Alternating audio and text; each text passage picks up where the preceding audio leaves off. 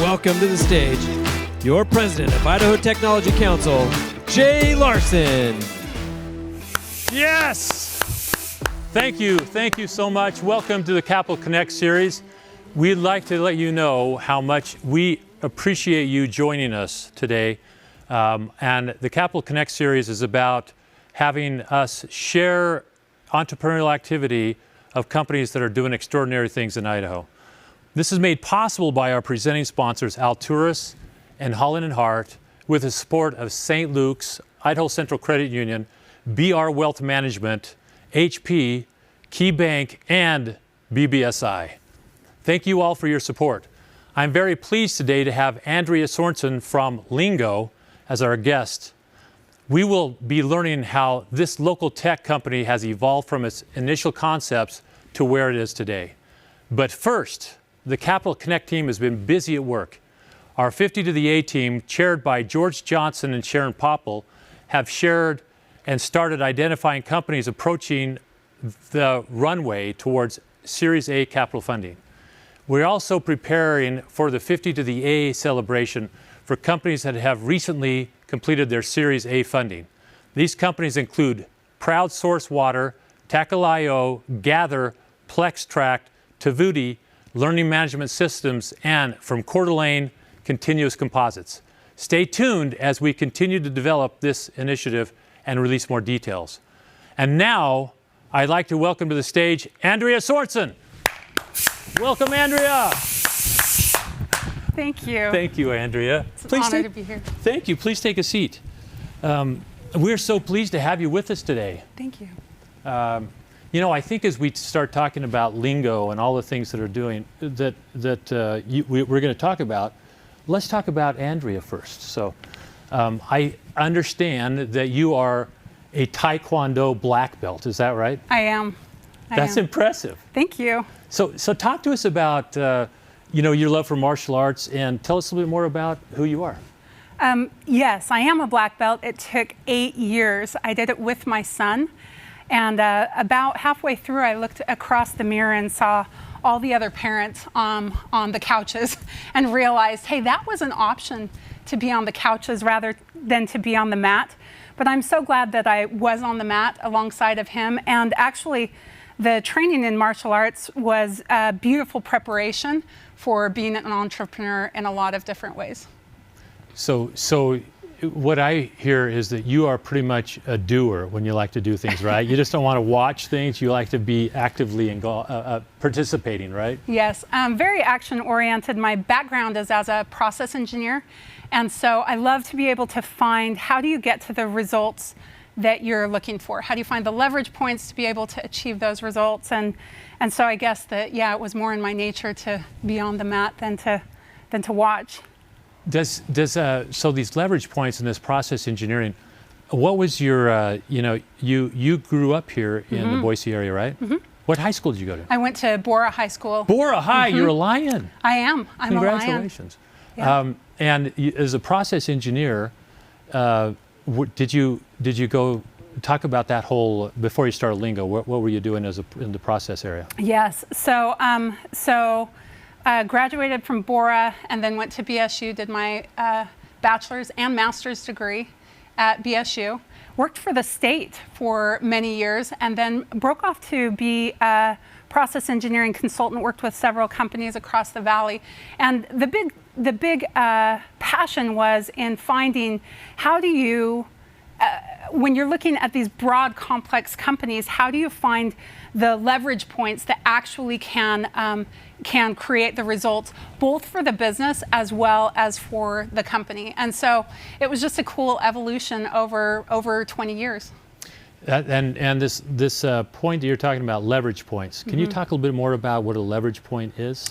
Yeah, a leverage point is one of those moments in time where a little bit of effort creates huge results. And typically in process engineering, and my dad actually used to say this, Andrea, if you don't have time to do it right, when are you going to have time to do it again and again and again, right? Because in general, if we don't do things right the first time, it takes at least 5 times the effort to unravel the mistake and then to do it right.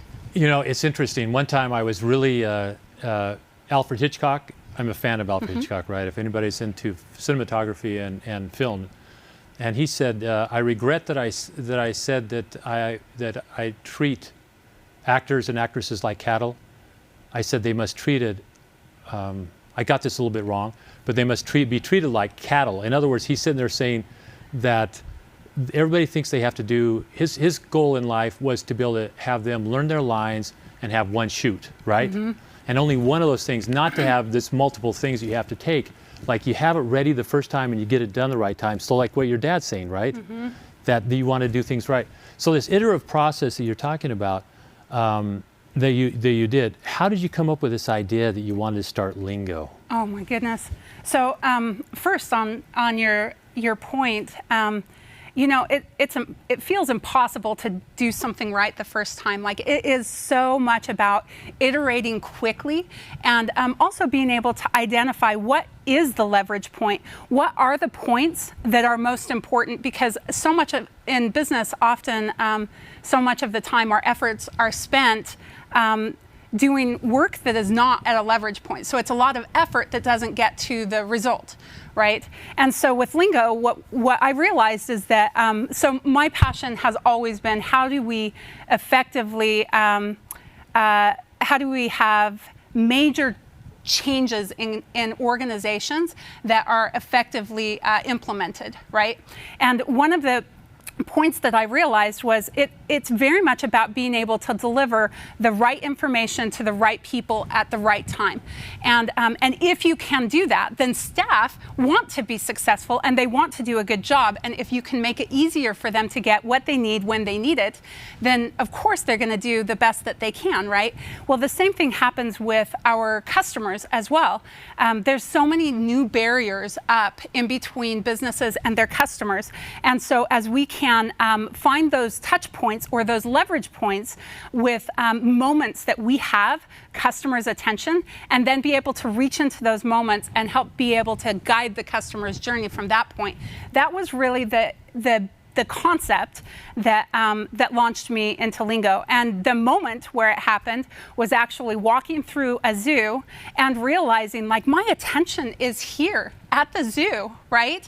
They wanted to get me here, and yet I'm moving through it very quickly with very little understanding of where I am and appreciation for what I'm doing. And there were signs at the zoo, and I thought, it's just limited real estate, and I want to know about those animals, or I want to know about conservation, or I want to know how did they get the animals, or what do they feed, or what do they look like when they're babies, or where's the food court, like all of this information.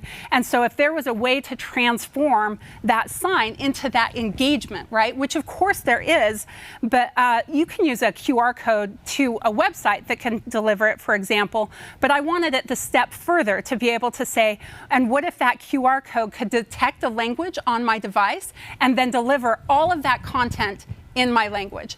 And that's where Lingo came from, was the desire to be more inclusive, to deliver in the moment information in someone's language. And so we built Lingo, we patented that technology, and that's actually why we have the name Lingo, is because at the beginning we were so focused on language, and then as we progressed, then we realized, gosh, language is just one component, right? It's getting into the moment for every language, not just for languages other than English. That's impressive. So what I hear you is that you have these leverage points, right? And then you have timing. Because I think one of the biggest things I've ever had that I've learned from one of my mentors is you can be the most bright, you can have one of the best ideas and everything like that, but if it's not timed right, you will miss the opportunity. And so I like that. So you have these leverage points and the timing and this moment in time where you match them together. So this, I was over in Shanghai one time, and I was looking through this gallery, and man, I was sitting there walking through, and I had no idea, because it was all in Mandarin, right?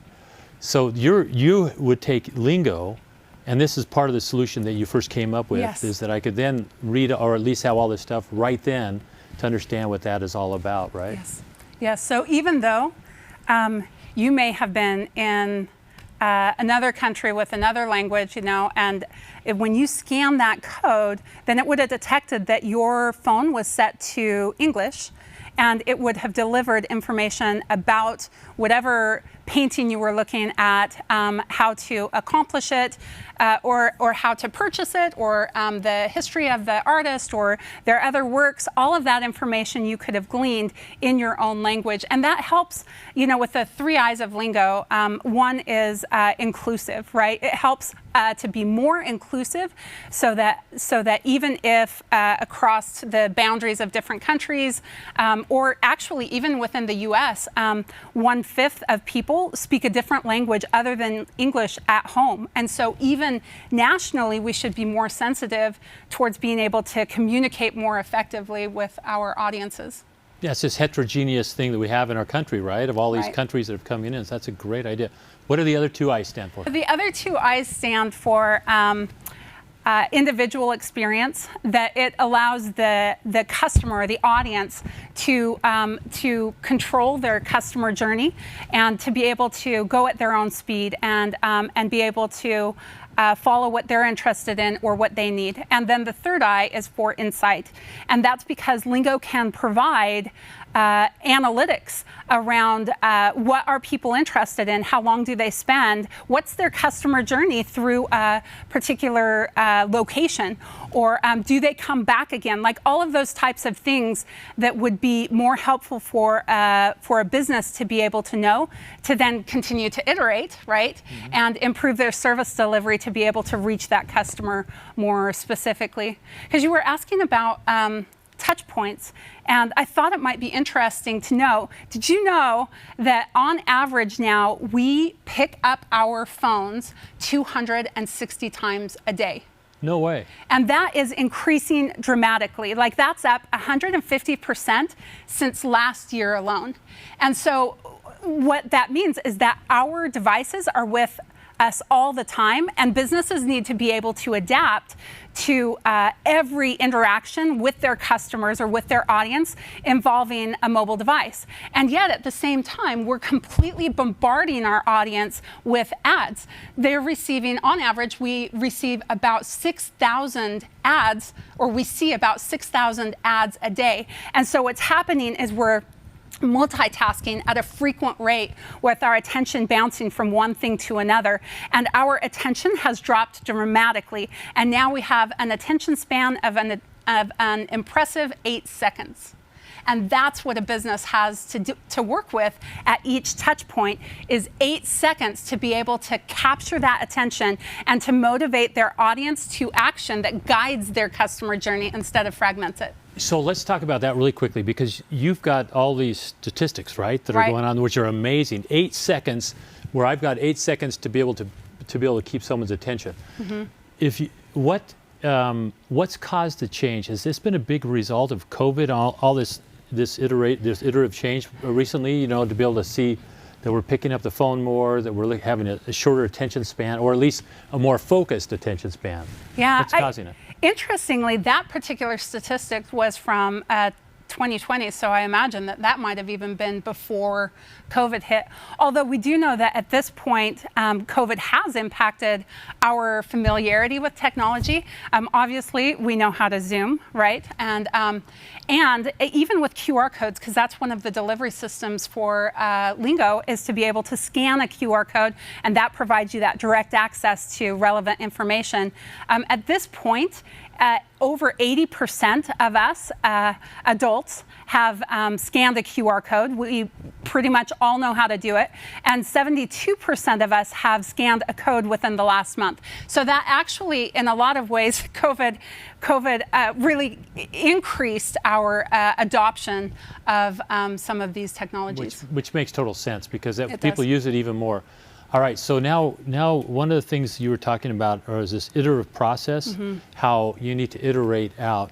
So talk about iterations that's taken place at Lingo. Oh my gosh. Okay, so, it's interesting. When we first started, I really thought like this was about language. And then as we realized, hey, this is about getting into the moment, and this is about transforming transforming the moment and integrating that mobile experience, right? That was one big shift. And our initial target was tourism, and we started to have some really nice initial traction. In fact, we were scheduling a meeting with the Smithsonian and super excited about that, which got delayed because of COVID. I mean, everything shut down. So our growth path of travel and tourism was completely impacted by COVID. And so what we did then, this resulted in a series of very quick pivots. So very quickly we shifted to more of a product distribution target market. And that also works really well because obviously as you have a product, that also creates that same kind of touch point, that physical touch point where you're interacting with a product and you may need instructions or you might need to know how to order more. And so being able to have a code on a product and then using Lingo's superpower, right, to have that same code, even though you may be shipping that product to many different countries that speak different languages, that became much of our focus. Oh, wow. So if I could, your big iteration, the big change that you've taken is you now have kind of a new target audience, and that whole target audience is transforming Lingo right now. Yeah, and then there's one more that I want to share as well. So we had the travel and tourism to product, and then the other thing that we did is we created, with Lingo, it's a platform. It's one app that many businesses can have their apps within it, right? So think about it in terms of like a library with different books in it. Each business is a separate book, and when you scan a code, it opens up that business's app. Well, as we were exploring the benefits of having Lingo as a platform, one of the things that we realized could be of huge benefit would be something that we now call content fusion. And so I'll give you an example. One of our largest clients is My Home Group, which is the largest real estate agency in Arizona. And the way that this works is that the corporate office manages the content, that is common across all of their agents. But each of their agents can have their own Lingo app, right, that highlights their contact information and their listings, and they can put codes at the properties that are, that they are selling, and it helps them to build their own customer base and be able to communicate more effectively. And so actually the product is one huge part, and the model with the content fusion and being able to use that with MLMs or with businesses that have many agencies or many locations, because of that content fusion and that easy access, that's more of our enterprise type of focus. So I could see that. Now, tell me, you mentioned that you have received approximately $2 million to date of investment funds into it. Yes. How is that going? Tell us about the funding opportunities with Lingo. All right. Well, I'll give a confession here. That was actually the most terrifying part for me of building a business, is looking at how a SaaS model, a software as a service, has a lot of upfront costs before you have the revenue to be able to offset that. And so we knew that we needed the initial investments were from the founders, right? Before we took on any outside investment, we had an MVP to kind of prove the business model. But then at that point, I started looking at other options for raising the funds, and we were really fortunate. We have raised $2.5 million from private investors, and we are actually preparing next Friday. I'll be presenting at WeRock, and I think next month I'll be presenting at Investors' Choice, and that will be more for the angels and the venture groups, so more seasoned investors, opening up Lingo for that as well. So if you go to like WeRock, which is in Salt Lake, right? Congratulations on being able to present there. You have to get to a certain level to be able to do this, which Yes. is really impressive. But if you're going to go down, your next step would probably be an A round of funding. Yes. Yeah. So it could be that we're going to be talking very shortly with Lingo as an A round, and you're on. Well, you're on the runway. We're Yes. talking. So this is so good. So, so good luck with that. Thank you. That would be great. So let's talk a little bit about. I think that the way that we originally met, with your introduction to the Idaho Technology Council, was through this production. I mean. The product owner. Yeah, I'm sorry, the Yes. product ownership side of it, right? Yes. So how big is that for Lingo and what you do? Yeah, it was huge. First, the product ownership is such a critical role as you're really defining the user needs and the user experience, and then being able to translate that into, what do you develop and in what order, and having that really tight feedback loop. And much of this was new to me, and it was so cool. The ecosystem here for entrepreneurs. I'm an accidental entrepreneur. Like, I did not intend to start my own business, so I came in without many of the relationships that are available here. And so it was actually through the Idaho Technology Council that was my initial introduction to the ecosystem here for entrepreneurs, and it was amazing. You had a room full of people. It was focused on the product owner role, and so a room full of people that filled that role from other companies that got together to really support each other and provide expertise and feedback. And so we took our MVP of Lingo and we took it to that group, and we did a demo and we put it in their hands, and we got the most amazing, valuable feedback in a couple hours of discussion that really changed Lingo's trajectory. Helped be able to leverage the expertise from product owners from Cradlepoint and from other large organizations within the area. So thank you for offering that service. Well, it's a great one, and as we wind this down, I think one of the biggest things that you've said too is how strong and supportive the entrepreneurial community is in Boise right now. Yes. And in Idaho. Can you any comments on that? I would love to comment on that. It's such a big thing to decide to do something like this, and you can feel very small and very inadequate. And I just felt like I was surrounded by people who had already walked this path, and I was able to find mentors that could help me navigate. And I think that in many ways I've been able to move through some really big challenges that I'm not sure I would have known how to navigate through otherwise. And so I think that that's some of the advice I would give for an early entrepreneur, is to really integrate into the community, because it has been so welcoming. I think people who have been through this path, and I feel the same way. Like, I'm eager to help someone who's new on that journey, because I know what an impact it helped me. Now, I'm still early, right? So, but even still, like, I think that our success is intertwined, and we can really leverage the things that we know to help others as well. And I'm grateful that there's such a vibrant community here that did that for me. So if I can do this really quick, let's talk about your timeline on this. Mm-hmm. When did Lingo start? Lingo started in 2018. 2018, and now you're looking for your A round of funding right around 2021, which there were some pretty strange times there, right in between. There were. Yeah, and so it's kind of fun to be able to look at that and the advances and everything that's taken place with Lingo and what you've done with this. Last question. So as you look at helping other entrepreneurs, you've already had suggestions on mentoring and other type of things. Is there one really aha thing that you've had since you started Lingo that you would want to share, that you could say, okay, this is what you really need to focus on to be able to be successful? Yes, and actually this will tie into the martial arts, right? I think it's around resilience. It's about being able to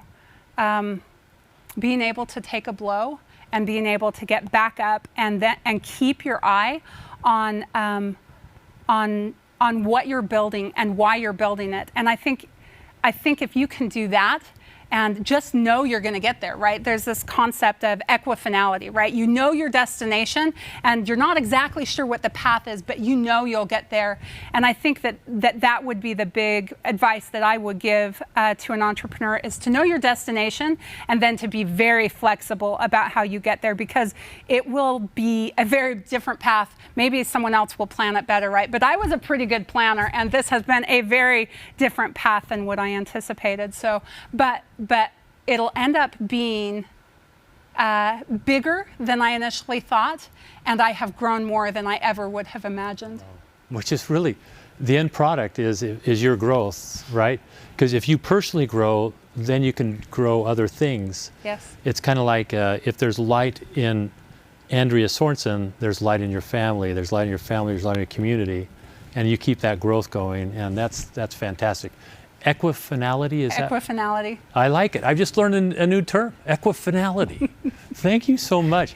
Andrea, it has been an honor to have you part of Capital Connect with the Idaho Technology Council. Thanks for joining us today. Thank you. And we will ask you in the future if you can come back in, it might be 6 months to a year or so, and we'll talk more about some of the stuff that's taken place with Lingo. Does that sound good? Of course, yes. Okay, that sounds wonderful. So it's been amazing to have the time to learn more about the Lingo story. I know our community always appreciates the opportunity to learn from successful entrepreneurs like Andrea, and we will have more of that next month when we welcome Jack Hand from Power Engineers on the stage. Jack will share how he and his team built one of the top engineering and environmental consultative firms, not just in Idaho, but across the U.S. and internationally. So thank you so much for making Capital Connect series part of your day today. Remember, you can check out past episodes online at youtube.com/Idaho Technology Council. Please go ahead and subscribe while you're there. And for more information between episodes, search Idaho Tech Council on LinkedIn. Thank you, everyone, and have a great day. Thank you very much, Andrea.